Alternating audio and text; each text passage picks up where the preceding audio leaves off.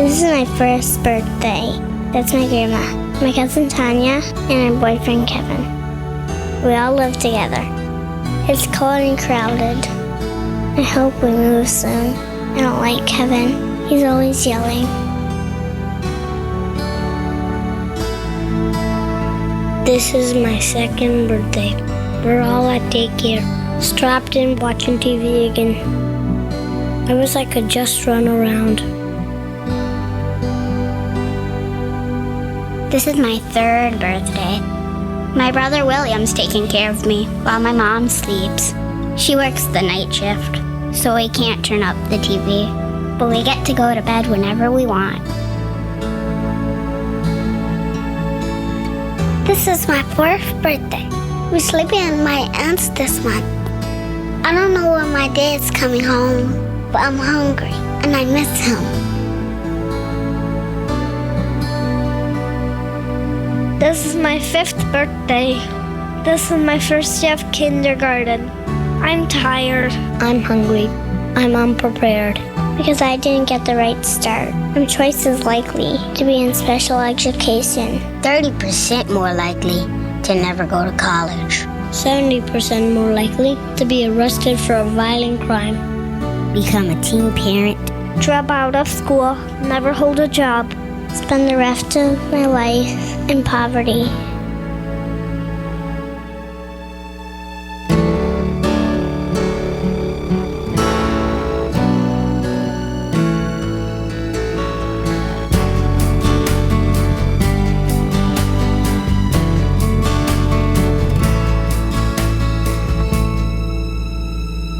My mom plays with me all the time.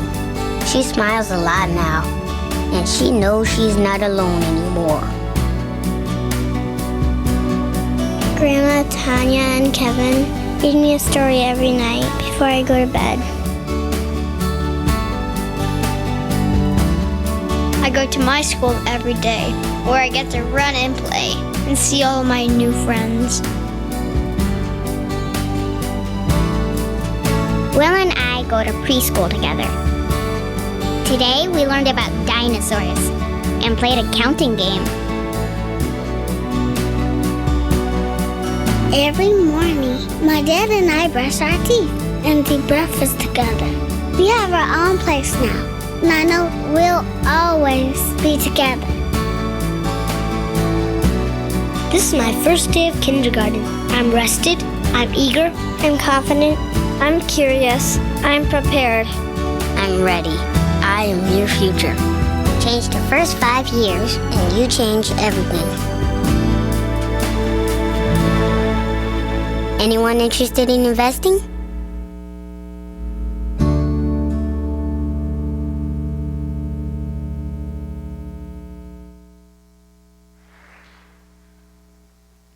Good evening.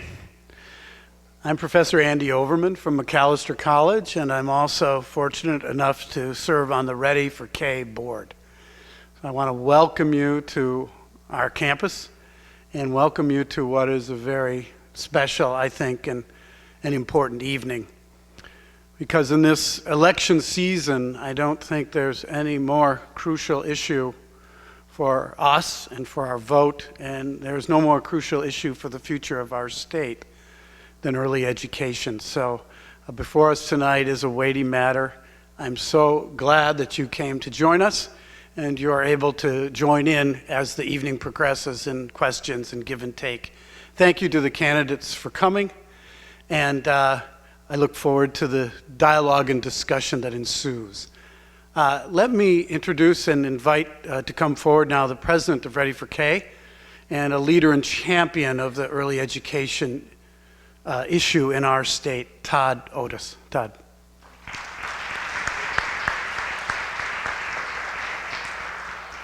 Thank you, Andy, and thank you, Macalester, for letting us have this wonderful space. We really appreciate it. And it is a momentous event. This is a really important election year. And as you all feel, I'm sure, this is a really important issue. I think the video reminds us why we're all here.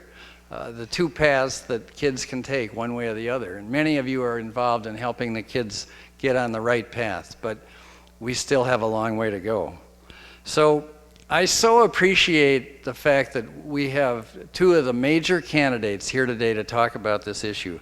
They go through so much as candidates, and as you know, this has been an extremely tough campaign.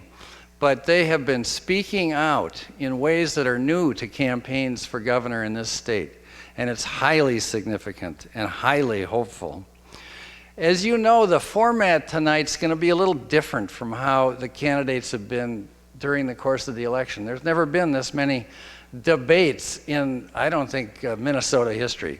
And we've formatted the evening tonight more like a conversation, more like, let's hear what you have to say and how you believe and what you think about this issue, and then let's have some questions from you and the audience about it. So we're not here to make anybody look bad or confront. We're here to try to understand and reason together. And we have a wonderful, I think, couple of candidates to do that with. I'd like to just make a couple of comments about public policy, because the governor, our next governor, will be the leader in our state for determining public policy that's going to have an impact on these little kids. And so it is important. It's not the only thing, and there's nothing more important than the parents. But public policy can help give kids what they need in ways that many of you are already living in your work lives. So what we've done in the last year and a half is try to put together a common policy agenda with 8 organizations who lobby at the legislature. And so what we have called this agenda is Minnesota's Future. And I'd just like to read to you the groups that have been involved in formulating these ideas, because it's significant and important that for the first time, everybody has come together to identify the common ground that we share on policy. Here are the groups that participated: Child Care Works, the Minnesota Association for the Education of Young Children, Minnesota School Age Care Alliance, Minnesota Association for Family and Early Education, Minnesota Child Care Association, Minnesota Child Care Resources and Referral Network, Minnesota Coalition for Targeted Home Visiting, Minnesota Community Education Association, Minnesota Head Start Association, and Ready for K. This group has met and worked together to forge a common policy agenda that's made up of 5 parts. I'm just going to tell you very briefly what they are. The first deals with parent empowerment, parent education, and home visiting for parents that are in need of that kind of support in their home. Parents are central to all of this, and they need the support we need to give them. We also want to double the access to quality early learning for low-income kids in our state, so that more and more kids have access to the kind of quality that happens in high-quality childcare or Head Start or preschool programs. We need to double how many kids have that kind of exposure. We need a quality rating system, and this is being worked on by a number of people, but right now the Minnesota Early Learning Foundation, the Department of Human Services, and other groups are formulating the core idea for that. We need community partnerships, as we've seen in northern Minnesota and all over the state. So much energy can happen when people work together. The program up in Grand Rapids, Invest Early, is a classic example of that. And then finally, the Minnesota's Future Alliance is recommending the creation of a cabinet-level position reporting directly to the governor, so that there is that strict and strong line of accountability, and it's elevated as a really important public issue. The issue is growing in momentum, and it's so important who we elect.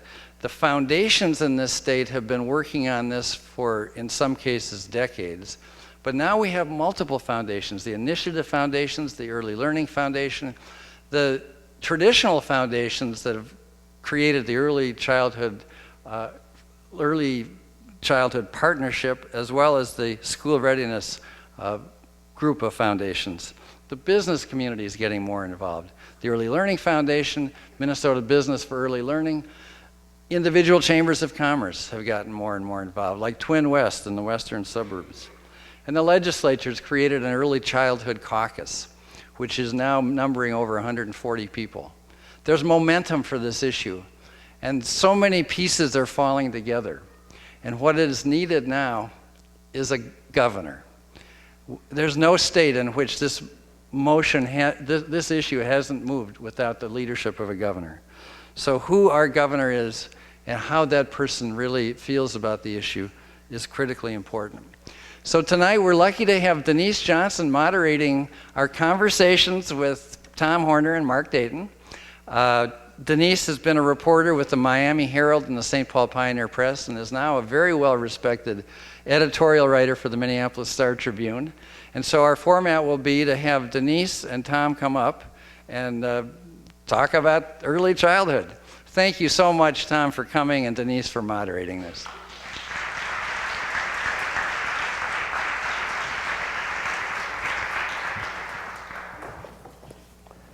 Well, thank you, Todd. What I'd like to do is, well, first of all, thank you for inviting me and to address this very important issue. I've been writing and reporting about early childhood education for a number of years, including back when Minneapolis was one of the first schools to do preschool screening, and now, of course, the state is doing that, and we know a whole lot more about where our kids really are before they show up for kindergarten.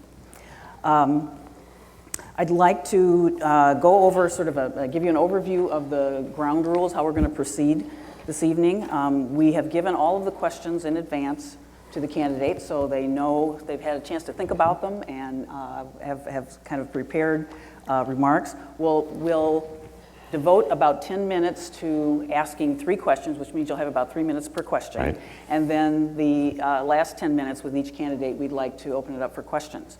So as they are talking, if you haven't already written down questions on the cards that are provided, please do so as the candidates are responding to these questions, and we'll get some of them in at the end of their remarks. All right. Let me introduce our first candidate. Tom Horner was born and raised in Minneapolis. He's a graduate of the University of St. Thomas, worked as a reporter and editor for the Suburban Sun newspapers following some time spent in New York. In 1978, Tom joined Dave Durenberger's staff as press secretary during Durenberger's first campaign for the U.S. Senate, then joined the newly elected senator in Washington. Tom served as press secretary and chief of staff to Durenberger until 1985. After returning to Minnesota, Tom and former state legislator John Himley launched the public affairs firm of Himley and Horner, Inc. in 1989, where he's worked until recently. So thank you for being here and welcome. Thank you. And I will start by asking the first question, and that is, children learn and grow most effectively in the context of strong families. As governor, how will you support parents to be their children's first and best teachers? Well, thank you for that. And first of all, thank you for the opportunity to talk about these important issues. I also need to comment and make sure everybody understands that when Todd talked about the number of debates that we've had this year being the highest number ever, you understand he was talking cumulatively in Minnesota's 152-year history that we've topped that. And we still have another 15 to go. Oh. Although it seems as if the crowds on the dais are getting smaller with each debate. So to strong families, I think there are a number of things we can do. And one of the things that I think we need to be particularly mindful of is that when we're in a crisis, the priorities that are most important to us are the ones that do surface, the ones that do elevate. And so I think it really is important to look at the budget proposals of each of the candidates to see where each of us has allocated new money, where we have set priorities. And in my budget, a couple of things that I think are very important to Minnesota's future, to our growth, to our health as a state, and specifically to this issue, are that strong families start with healthy families. And so we do need to make sure that families have access to health care. I've set aside money to do the early opt-in to Medicaid. I think that's important that we expand access to health care, that we make sure that families do have the opportunity to stay healthy. I think we also need to make sure that families have the opportunity to have a good economic livelihood. And it's not enough simply to say that we're going to cut taxes and everything will be wonderful and will grow. We understand in this kind of an economy, in this kind of an environment, that we do have to invest in skill development, in training, in job skill enhancement. And those are the kinds of programs that I think are very, very important. We need to make a commitment to lifelong learning. And so programs at our two-year schools in particular, I think, become very, very important to make sure that we have healthy families. We also need to acknowledge that we are in economic upheaval, and I think we're going to see more and more families in crisis before we hit the bottom and turn around. And so I do have, again, new money in my program for families in crisis, families in transition, particularly families that might be spiraling into homelessness, where we do have to put an investment in supportive services. The shelters certainly are important, but we also need to make sure that we have money for supportive services to help those families. And then on some of the programs specifically for families with children, I think that ECFE is an incredibly important program. My wife, there's Libby back there. I have to tell you that, as you mentioned, I started my political career with Dave Durenberger, went out to Washington. Dave was elected in a special election. 2 days after the election, he and I flew out to Washington. The very first person I met in Washington was Libby, who had been a staff person for Senator Muriel Humphrey, and before that for Senator Hubert Humphrey. So as we tell people, we were bipartisan way before bipartisan was cool. Well, let me move on but that to was the an second. important, just quickly, that was an important program for us, and even more important for others who maybe don't have the resources we did. And then lastly, I do think the home visits program, starting in prenatal, are very, very important to strong families. All right. Sorry, I got all my stories out of the way now. Second Denise. question. Research shows that children from at-risk families benefit the most from high-quality early childhood programs that include well-trained teachers, evidence-based curriculum, low ratios, and parental involvement. As governor, how will you increase the quality of early care and educational programs? Well, and I think that starts first and foremost with the governor himself to hold the administration, the programs accountable for quality, to make them transparent, to have very clear measurements, very clear outcomes that we want to achieve, and then it's up to the governor to hold those programs accountable. But I think we also are blessed in this state to have organizations like the Minnesota Early Learning Foundation and the organizations it's working with to really do a rigorous study of what it takes to have a quality program. What are the elements of a quality program? As governor, it is my commitment not only to follow the recommendations of what comes out of that effort and other efforts that are evaluating quality, but also to put some teeth into those standards, into upholding those standards. I think it is important that we start with programs to incent the use of high quality providers, but I think then we have to transition to having some restrictions, particularly on public funds, so that we don't put money into programs that aren't showing value. So it's got to be both the carrot and the stick. Okay, thank you. And question number 3. The high cost of early childhood education makes it difficult for many families, especially those with low incomes, to afford quality care that can help children get ready for school. As governor, what will you do to make high-quality learning experiences more affordable for families? Well, so let me cite 3 areas. And first and foremost, and I think everybody in this audience certainly would acknowledge it, we need to put more money into the programs. And so I do, even in a $6 billion shortfall budget, I do have new money that I'm proposing for early childhood learning, for these kinds of programs that do pay such high dividends. So that's the first step. The second step, though, is that we do have to be innovators. We have to look at the kinds of programs that are leveraging dollars, that are taking advantage of dollars.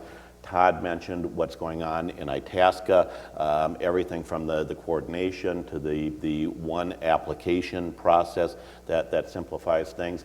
I was talking to some folks who are in the back row there from the Osseo district.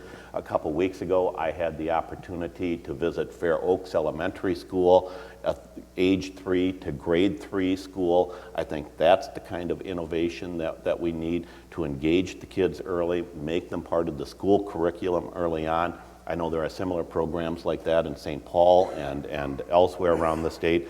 I think those are important programs. I'm proud of the role I played on my service with Serve Minnesota, the AmeriCorps board in Minnesota, to help create Minnesota Reading Corps, a public-private partnership that is engaging mentors to help students reach grade level in reading by third grade. I think that's an important kind of program. And there are a number of others. So it's innovation. And then thirdly, we need a governor who's going to be an advocate to better integrate all of these programs, and particularly to make sure that we can integrate state funding with federal funding. We can break down some of the programs or some of the barriers that don't allow us to easily leverage dollars in one program to help fund similar achievements, similar outcomes in other programs. So I think it's really those three areas that are most important going forward. All right. Well, with that, we'll entertain some questions from the audience. Get sorted through here. Here's one. Given the state's challenges to funding K-12 and MnSCU and the U of M, where specifically are you going to find the essential funding we need to invest in our youngest learners? Well, I think that's the critical question. And so where I've found the funding, because I think part of the answer to that is it's not just finding the funding, it is making sure that we have budget stability. I mean, one of the areas where I do disagree with Senator Dayton is on his reliance on the income tax. Because I think what we've seen in Minnesota is that the income tax is a highly volatile source of revenue.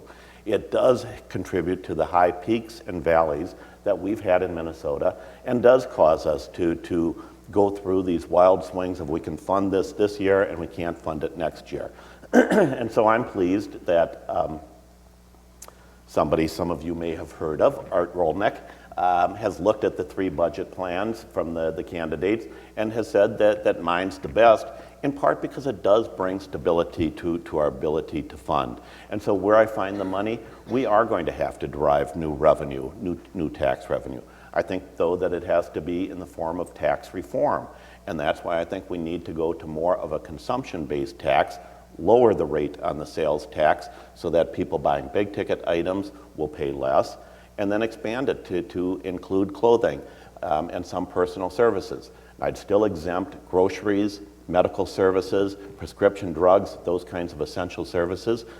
We can do some protection for low income on clothing. Maybe it's exempting children's clothing or items $100 and less, but it's a stable source of revenue. It is a source of revenue that is going to allow us to make long-term commitments to these kinds of important programs. Early childhood, education, all the way through, including our post-secondary opportunities. I think you've said about $360 million you want to put into the combination of those things, early childhood, yes, education. How much of that $360 million specifically would go to early ed, and where would that come from? That would come from that same pool? Right, and you know, we are going to have to do some spending cuts, and I've been very upfront on that. I think that we need to cut some of those programs that aren't providing value, some of the subsidy programs like ethanol and Job Z. I think there are better ways to create jobs to spur economic development in Minnesota than those subsidies. So some of the money is going to come from new tax revenue, some of the money is going to come from spending cuts, some of the money is going to come from doing things better. Okay. Now, the next question. Minnesota's rural communities have unique challenges delivering early learning services. How will you ensure rural communities' needs are addressed? Well, again, I think we do that in part by making sure, as has been suggested, and I certainly endorse, going to a cabinet level a council on children, that we make sure that it has the governor's ear, that the governor becomes the leading advocate for statewide delivery of these services. We can't have a strong state without strong, healthy rural communities. And so we do need to make sure that these services are available throughout Minnesota. That means that we are going to have to address the pay issue so that providers are able to operate in rural Minnesota. They're attracted to rural Minnesota. It means we're going to have to make sure that we have strong education programs, a strong ECFE, and other delivery programs throughout Minnesota. I think it's an area where programs like I've been involved in, Minnesota Reading Corps, has particular application to rural Minnesota. So it's all of these things. But I'll also say that to make sure that we have strong programs in early childhood learning, in child care, in all of these areas, we do need a rural Minnesota that has a strong, healthy economy. And so part of that is going to come in investments that we make in the infrastructure for rural Minnesota, in making sure that we're not abandoning our rural health care providers. That, look what's happening right now with general assistance medical care, the disastrous decisions that were made there by Democrats and Republicans, and the fallout that that's going to have on the vitality of rural Minnesota communities. These are all pieces of the whole. And if we allow one piece to collapse, then we're going to see the whole collapse. And so we do need a strong economy, a strong health infrastructure, a strong physical infrastructure, a strong education system in rural Minnesota. All of these things are part of it. Studies show that the return on investment is higher with early childhood than all-day kindergarten. Where will you put your investment with limited resources between the two of those? Well, and I've been very clear. I think the first dollar has to go into early learning, and that's where I've put my money. That's where I've put the priorities. I think that is where we're going to get the best return. And again, part of it is, and for political purposes, I bless Art Rolnick for coming up with the formula. It is very, very important, but we also need to look at it in terms of where are we going to help the citizens of our state, the residents of our state, be the most successful. And I think it is in early learning, particularly with some of the creative programs that are coming online now. Right. Attention to early childhood issues is often focused on ages 3 to 5, yet the science indicates that a greater return on investments targeted to prenatal to 3. How would you work to ensure a more equitable distribution of resources toward very early development? Yeah, and I'll be honest with you. While I think that the prenatal to 3 is a high priority, it ought to be funded. I think the home visits are incredibly important.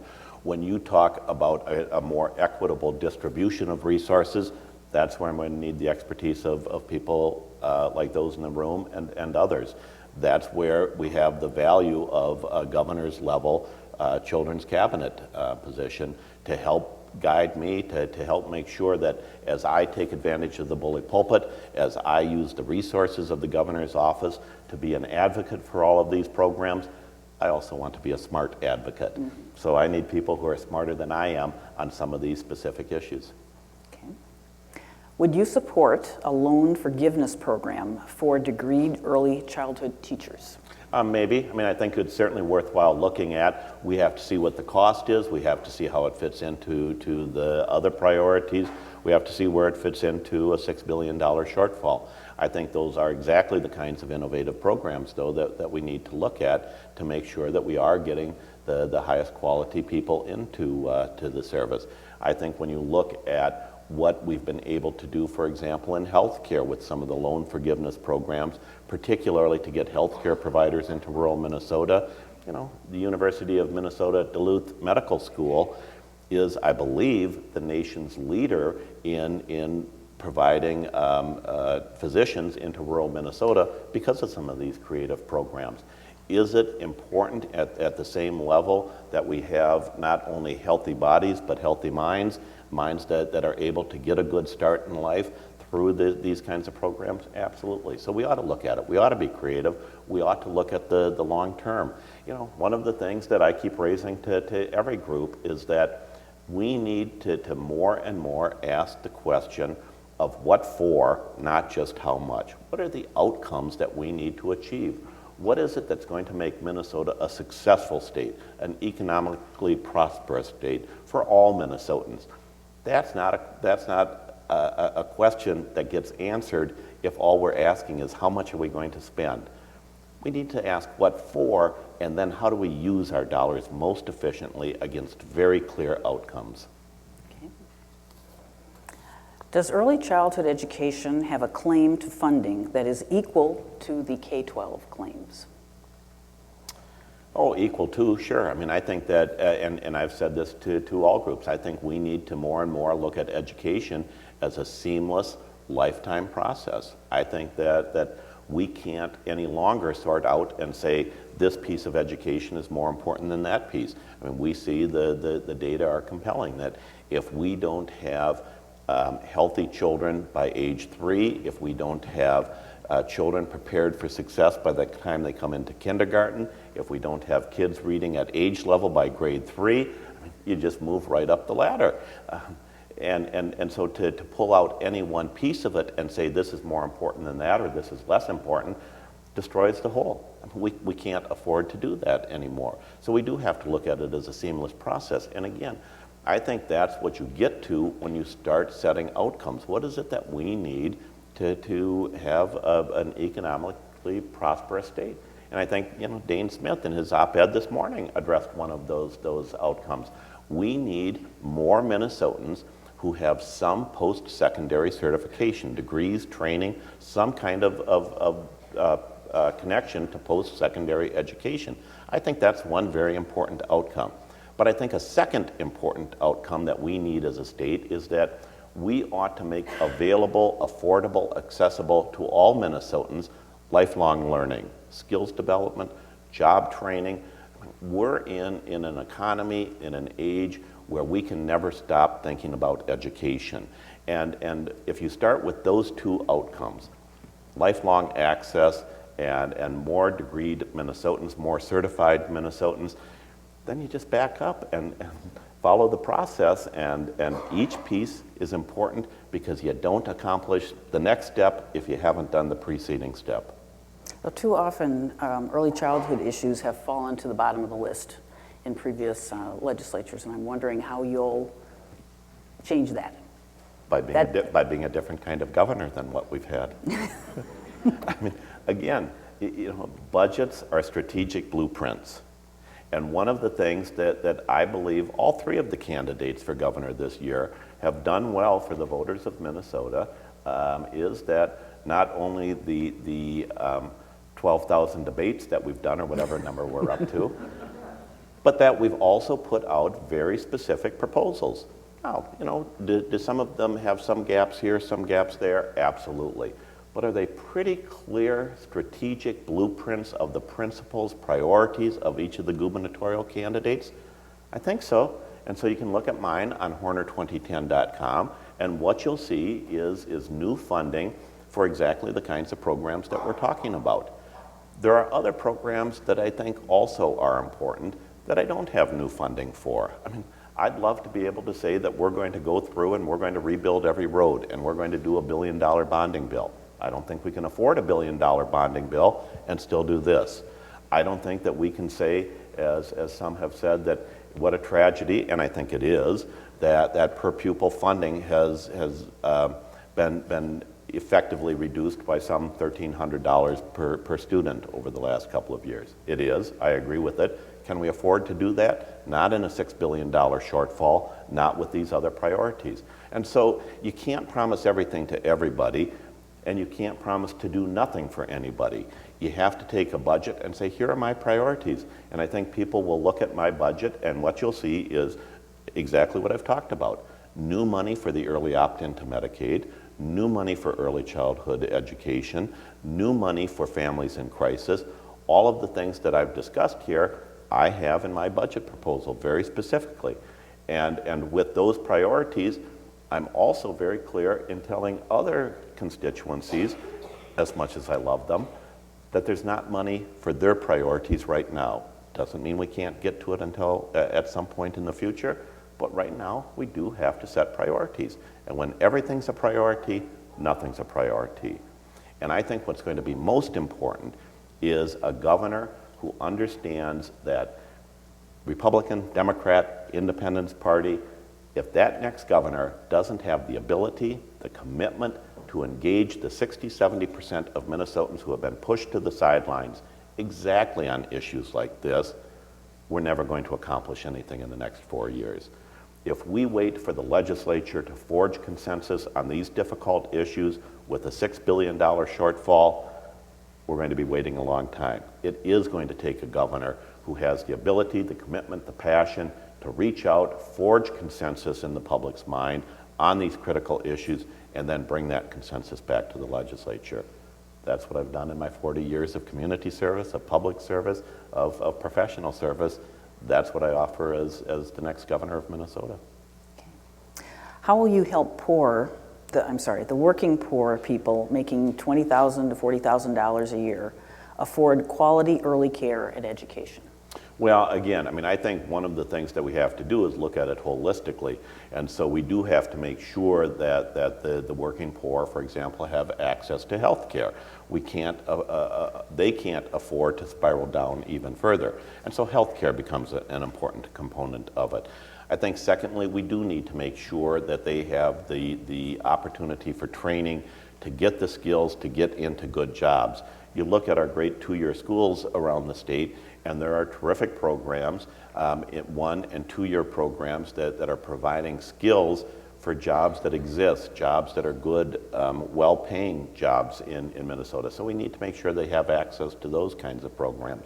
But then thirdly, as I said, the bottom line is affordability for many Minnesotans on some of these quality programs comes down to our ability, our willingness, our commitment to fund the programs. That's why I have new money in there.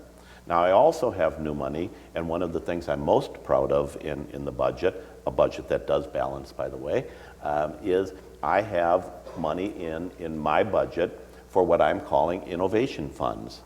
3 funds in academic success, healthcare, and community vitality, in which we can fund innovation. We can take great ideas and we can say, here are the resources to pay for it. Because we can't be a state that's always looking in the rearview mirror, figuring out what worked 10 years ago, and let's just replicate that. It's a different economy. It's a different population. It's a different everything. We need to be looking 10 years to the future. And I think one of the things that these innovation funds can do is really spur boldness among Minnesotans. Because we're not a state that suffers from a lack of creativity, a lack of great ideas. We're a state that right now suffers from a lack of leadership and a lack of political will.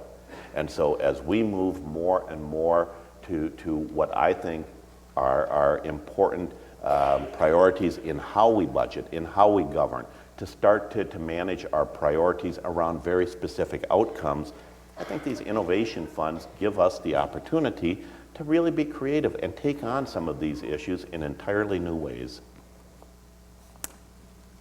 How will you support the development of children's creativity, given that lifetime accomplishment is correlated with creativity when people are young? Yeah, well, and so let me just give you one example, and I'm sure there are many others. I think we as a state are going to have a very, very honest conversation about No Child Left Behind. I think one of the things NCLB has done that we wouldn't have today is that it has highlighted the disparities in education. It has highlighted the achievement gap. But look, we have schools right now that don't suffer from a lack of creative teachers, don't suffer from a lack of expert teachers, great principals, engaged parents. We have schools that suffer from the rigidity that is being imposed on them by things like No Child Left Behind. And as a consequence, we have thousands of Minnesota kids that aren't even showing up at school. I mean, it's not a matter of how would we make them more creative, it's a matter of how do you get their butts in the seats, and that's the reality of it. We have thousands more kids who are completely unmotivated, who have just tuned out. And again, that's not the fault of teachers. We have great teachers. But when teachers are said, here's a very rigid procedure that you have to follow, a very rigid curriculum, their hands are tied. And so one answer, I believe, is we've got to have an honest conversation about whether or not No Child Left Behind is working for us, whether or not the teaching to the test is the right answer. And I think we're losing a lot of opportunity to engage kids creatively, to engage them in project learning. And in doing so, to motivate the students. I mean, we keep thinking about education, productivity, the issues, by only looking at one half of the labor equation, the teacher. The other half of the labor equation are the workers, the students, and we better engage them physically by getting them back into schools, emotionally and mentally by making school engaging, motivating, creative. We have the teachers who can do that. Now we need to give them the authority, the autonomy to let teachers teach. Here's a question for you as a third-party candidate.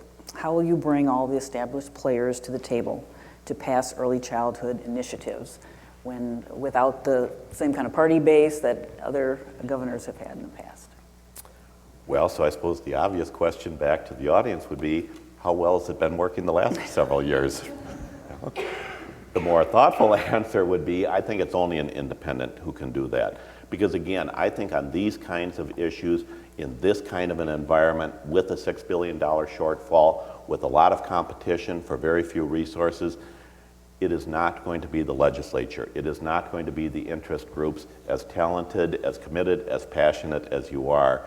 It's going to be engaging parents, engaging businesses, engaging the other stakeholders in figuring out what's best for our state. And when we take an honest look, a scientifically rigorous look at what's best for the state, these issues pop up right to the top. That's what a governor can do. That's particularly what an independent governor can do. We've got to engage the 60 to 70% of Minnesotans who have been pushed to the sidelines. You know, gridlock is not just Tom Emmer and Mark Dayton, the Democratic caucus, the Republican caucus. It is everything behind them. And the only way that we're going to break through that is if we have a governor who's able to engage you and to engage the 5 million people in Minnesota behind you, make them part of the solution, engage them. And then secondly, a governor who says, now I have the consensus in the public, I have the public support. Now what we need is a governor who says, look, I would never go into this office promising to be a one-term governor. You can't be a lame duck from day one. But I've always said this, I will go in with the commitment that I'll be the political lightning rod. I'll bring, with the support of the public, Democrats, Republicans, independents to the table. And if they're willing to take the tough votes, if they're willing to do the right things, I'll give them the political cover. And we'll get Minnesota moving in the right direction. And if the consequences of that are that I'm not reelected for a second term, Libby is really good with that. So be it. Well, thank you. Thank you. I've enjoyed the conversation very much. Appreciate and it so much. Thank you to all. And thank you for your questions. Thank you. You know something about the ground rules here. You've been given the questions in advance. I'll ask each of those 3 questions to you, and try to keep your responses to maybe about 3 minutes for each question, and then we have questions from the audience, all right? Okay. Just by way of introduction, Mark Dayton was born in Minneapolis and raised in Long Lake. He attended Long Lake Elementary School and Blake School in Hopkins. He graduated cum laude from Yale University, where he notes he also played Division I hockey. After college, Senator Dayton taught 9th grade science for 2 years in a New York City public school. He served as commissioner of the Minnesota Department of Economic Development and of Energy and Economic Development in the Purpich administration, as state auditor from 1991 to 95, and as a United States Senator from 2000 to 2006. Welcome. So why don't we we'll plunge right in with the questions. The first one. Well, let me just say, since you brought up hockey, Denise, that I played in high school against Todd Otis. Who won? I won't tell you what happened, but I haven't forgiven him yet. If that's okay. Well, the first question: children learn and grow most effectively in the context of strong families. As governor, how will you support parents to be their children's first and best teachers?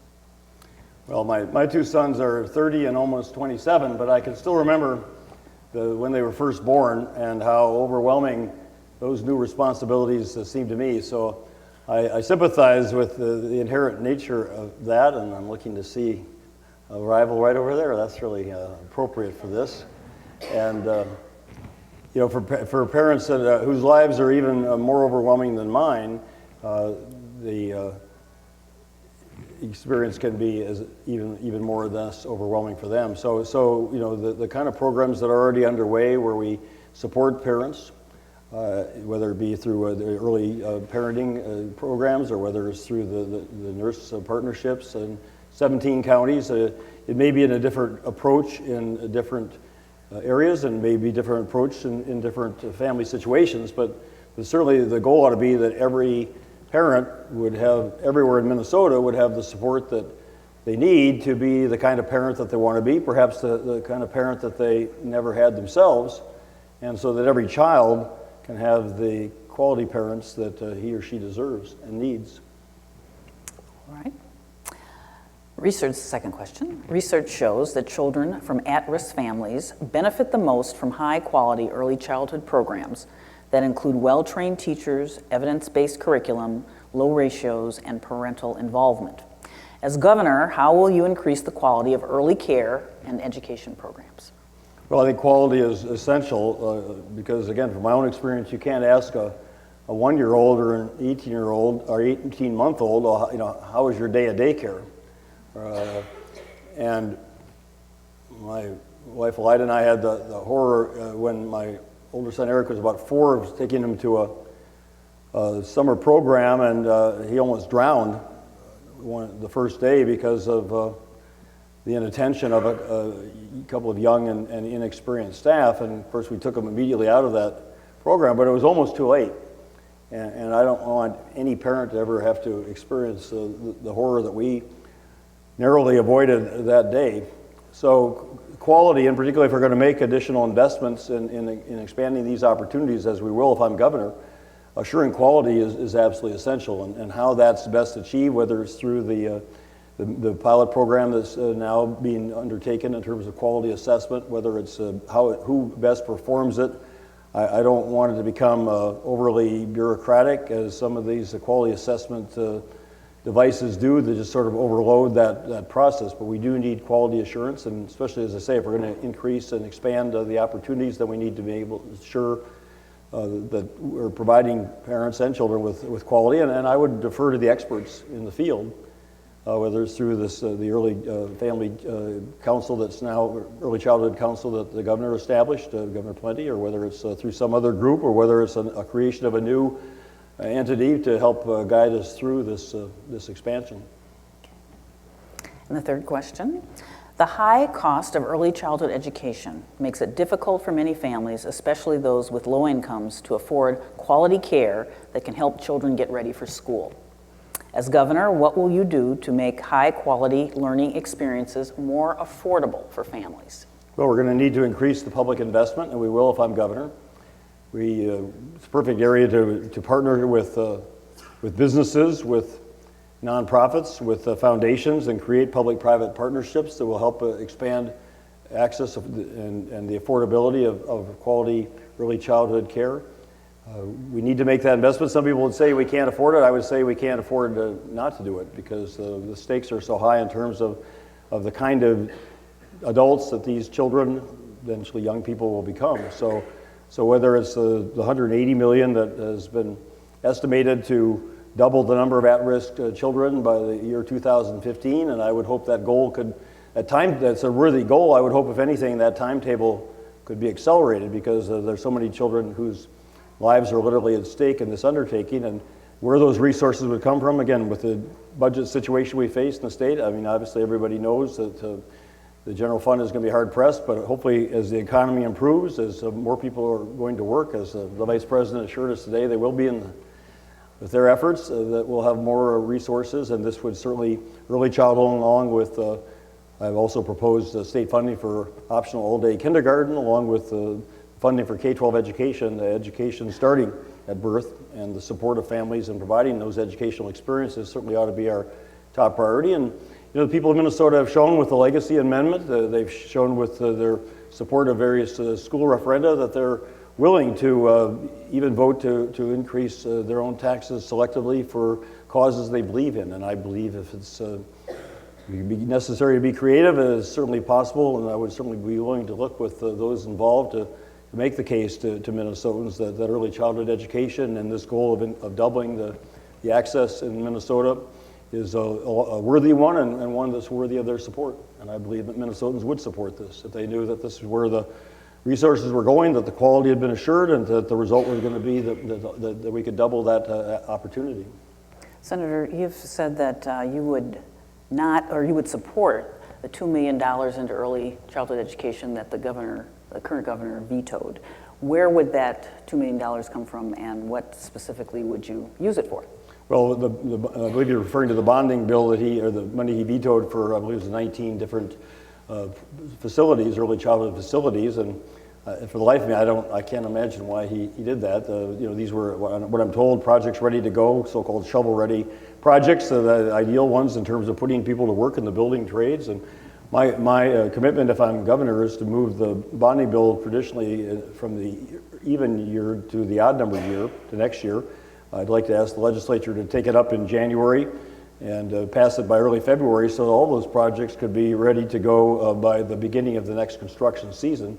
And I've said that the projects that were vetoed by Governor Plenty would be the first in line in my provision for it. And obviously the legislature would have to concur, but they did it the last time, so I have every reason to believe they would again this time. Okay, well, we'll go to some of the questions from the audience that we've collected. Given the state's challenges to funding K-12 and MnSCU and the U of M, where specifically are you going to find the essential funding we need to invest in our youngest learners? Well, I'm going to raise the revenues by making the income tax even more progressive, and indicated that I would raise revenues by asking the highest income people in Minnesota, the top 4% according to the Minnesota Department of Revenue, to contribute more to our state, and I would go to those successful individuals with just this request that they increase the taxes that they pay for a very important reason, which is the education of our children. And given that 40% of the state budget now goes to K-12 education, 8% to higher education, but less than 1%. I think it's about 3/4 of 1% to early childhood education. I mean, even doubling that to 1.5% or 2% would actually then bring the state, I think appropriately so, the state budget up to about 50%, where half of the money that you're contributing with your taxes to the state of Minnesota is going to the education of our children and to our young adults.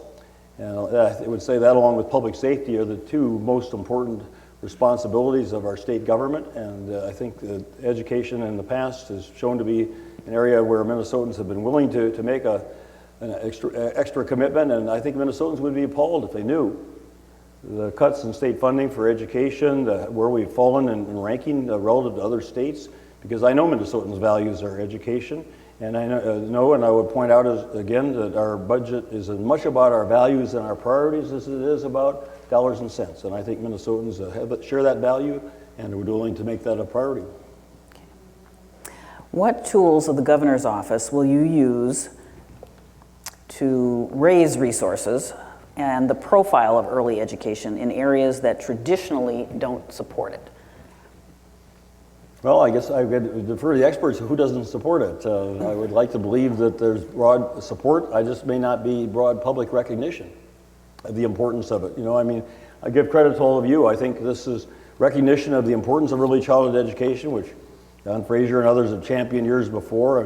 When I was in college, a long time ago, over 40 years ago, my senior year, I volunteered at a Head Start program in New Haven. And it was known back then that children in Head Start got a tremendous assist in their readiness for whatever was next, preschool, kindergarten.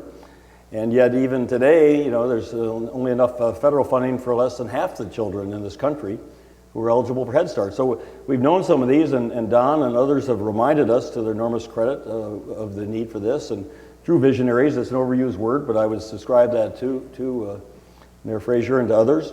And I think now people recognize, certainly the experts recognize, I think the business community is increasingly recognizing. So hopefully this, as I said, is an idea whose time has come, to borrow someone else's phrase, and to really, not even convince people, but just make people aware of how we're under supporting what's necessary to be done, and suggesting to people that here's an opportunity to put the heart and soul of Minnesota with those who are most in need, who are most vulnerable, but who stand stand ready, if we give them the opportunity, by realizing their own potential, to be all of our salvation. Because we need everybody to be successful in this society, in order for all of us, especially in my generation, who's going to depend on them, to be able to carry us forward. How would you distribute resources for early childhood among these programs, and why? And the programs that the questioner has listed are ECFE, Head Start, School Readiness, and Child Care. Well, I would defer to the experts on it. You know, I don't pretend to have that expertise, but there are a lot of people who do, and whether, again, it's the Early Childhood Advisory Council that Governor Plenty set up, or whether it's some other entity, and obviously the legislature would be involved, and that council has members of the legislature as well as people appointed by the leadership of the legislature. So some way that we can, you know, that's what the process is by which we allocate resources, and I would defer to those of you. But, you know, rather than you know, trying to distribute if you're trying to distribute an insufficient amount of money, you know, then you inevitably get, you know, people placed in competition who really are allies in this endeavor. And so hopefully in this case, if we're looking at, and sometimes if you're expanding resources, you get some competition too, but you know, that would be the goal, I think, if we're going to be expanding the commitment, as we should, that we can ask people, you know, in good faith to be supportive of one another, and then again look at the measures of effectiveness and see what's most cost effective. The compensation for early childhood educators, particularly childcare, is quite low. What strategies will you use to ensure that providers are paid well enough to incent them to participate in professional development opportunities to improve quality and stabilize the workforce? Well, I remember we sent our boys to this wonderful couple that ran a family daycare in southeast Minneapolis, and they computed that if they put in all the hours what they were paid, it was about half the minimum wage. So, you know, you're right. Those, you know, the underfunding, again, you know, it's again where some of the affordability issues, and for, you know, lower income families, but also for middle income families, because as they pointed out, if they were to raise their rates, give them the pay that they really were earning, then they would, you know, be less affordable for working families in terms of sending, especially if they have you know, a couple of children in daycare at the same time. So whether it's, again, you know, the public investment or the, you know, public-private partnership, or, you know, federal, you know, child care credit, or whether it's some state version of that, whatever, if the budget were to permit, but we need to keep looking for ways that we can make it more affordable, and therefore allow those who are getting paid for doing tremendously important work to earn a fair living by doing so. Minnesota's rural communities have unique challenges delivering early learning services. How will you ensure rural community needs are addressed? Well, again, I think it's promising. There's 17 counties involved in the nurse partnership, because that evidences to me that there's without knowing exactly which counties they are, but there is a geographical diversity there, which is really crucial. So, you know, that's where, as you get to in more rural areas where the population is more dispersed, more of an outreach service, it may well be necessary. So it's not one size fits all, and you know, we're going to have to provide the resources, and we're going to have a guidance from people from all over the state of Minnesota, and legislators who represent the different parts, to make sure that these services are appropriate to the different areas of the state. All right. Studies show that the return on investment is higher with early childhood than all-day kindergarten. Where will you put your investment in limited resources? If you have to choose between these two, what will you do? Both. Both? I mean, you know, I don't accept the premise of either or. I'd say both. You think both of them are important, but with our limited resources, I mean, you feel you'll be able to raise the amount that's necessary in order to do both of those things? You know, Tom Harkins said that for every complex issue, there's always a simple answer, and it's almost always wrong. So I think we'll you know, again, I don't think it's either or. All right. You know, the kids that were doing better in Head Start, coming out of Head Start, you know, if they didn't have a continuation, lost some of those gains. So I mean, as I say, to me, it really needs to be both. You know, we have less than half of the national average of children in all-day kindergarten today in Minnesota. You know, I mean, a state again where we value this. So I mean, if we see education as a continuum, as it is, starting with early childhood and starting with very early childhood for children who need that, and for parents who need that help as well, then it seems to me you want it to be continuous. You don't want to see it, you know, drop the balls after getting some gains. All right. Conversely, as you know, having children ready for kindergarten, which is the name of the supporting organization, is its own priority as well. So I mean, I guess I just don't accept that it's either or. All right. Or shouldn't be. Attention to early childhood issues is often focused on ages 3 to 5, yet the science indicates a greater return on investment targeted to prenatal to age 3.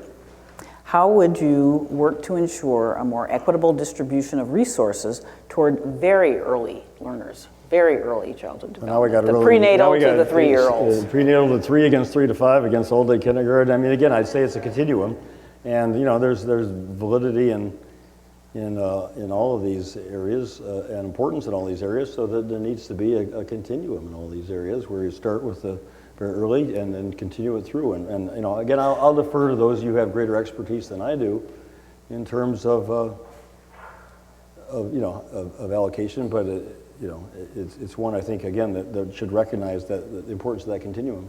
What kind of support do you think the state should give to that very early learning group? Well, again, I think, do you have specifics in terms of the kinds of things you think the state should fund, well, perhaps that it doesn't again, fund now? We talked earlier about the parenting.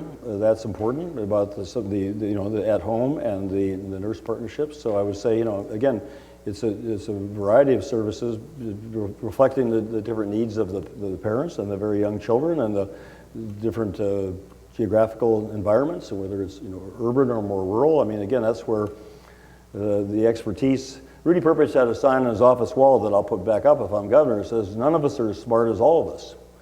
So I believe that we need to enlist those of you who have this expertise and enlist your involvement and input, and if I'm governor, I'll be glad to do so.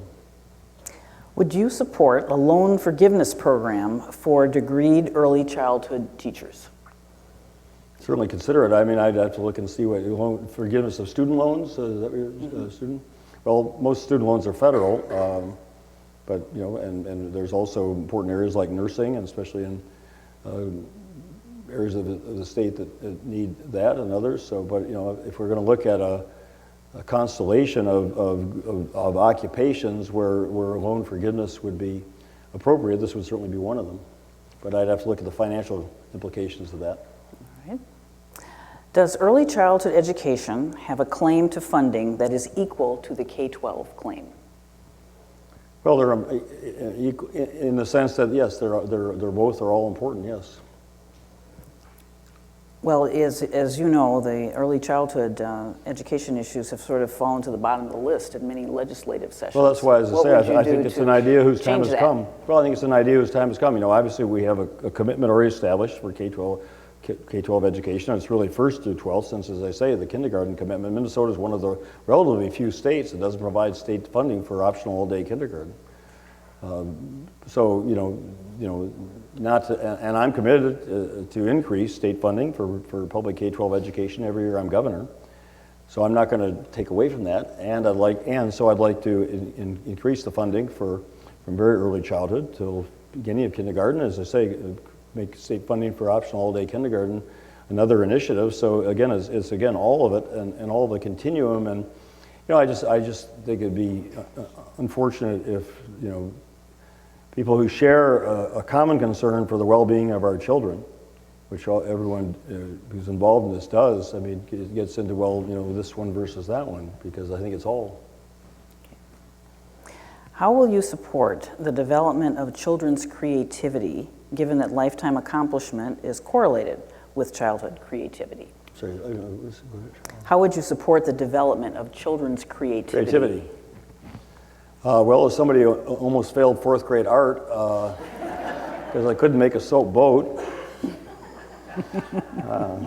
that's the way to stifle creativity.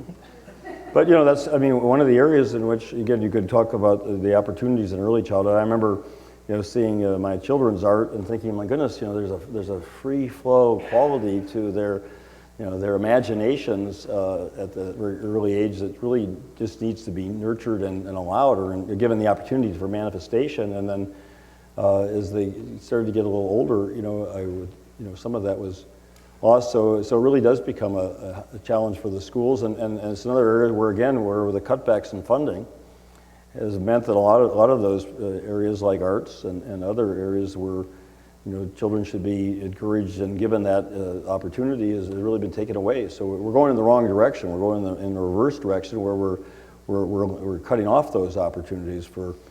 I remember when I was teaching New York, an educator, Edgar Friedenberg, I believe is his name, said the purpose of education is to teach a child how he or she is valuable, rather than how valuable they are.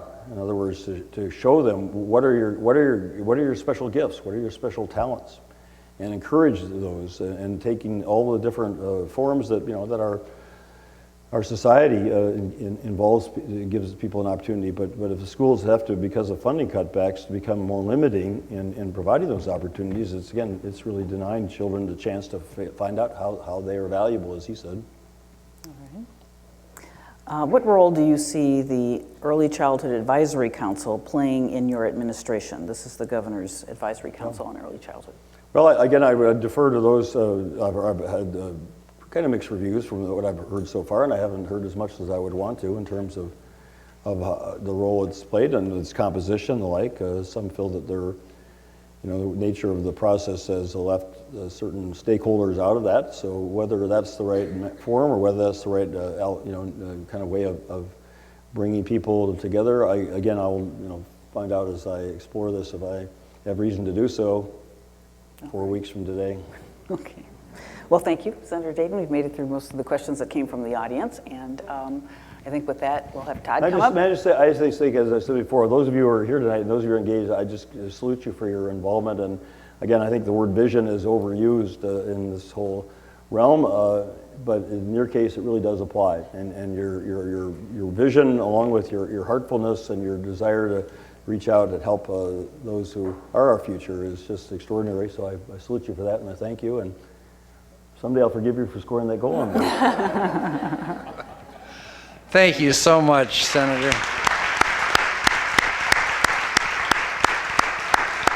Thank you. That was great.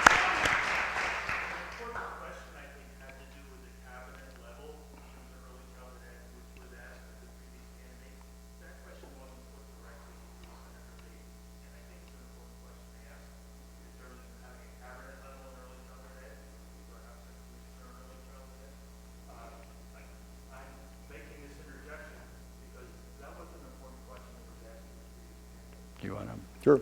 Well, I've been asked that before. I say a high-level person, whether that person's in the governor's office, whether it's another office. To be effective, I think a person, if you're talking about interagency coordination and breaking the silos and some of what I've heard, then it needs to be somebody who is known to have the direct authority from the governor. And I will commit to that person. Where exactly that person should be placed, what that person's title should be, I guess I'd have to give more thought. But the principle that, yes, you need somebody who does speak with that authority, I absolutely would agree to. Thank you. Yeah, thank you. May I first also, in addition to thanking you, thank you, Denise, as well, for a wonderful job of moderating. Did a great job. Let me encourage you to visit the websites of the candidates as well as our website. I think it will be rebroadcast, or the websites of the candidates are up here. And then I think Ready for K's website will probably have a link to the uptake, which has filmed this. So if you want to encourage friends and neighbors to check that out, it would be great. Probably most importantly is vote. Vote. 4 weeks from today is a huge day, and if you don't think your vote counts, just think about 2 years ago in the U.S. Senate race. So I really hope you go out there and vote. And again, once again, thank you very much for being here.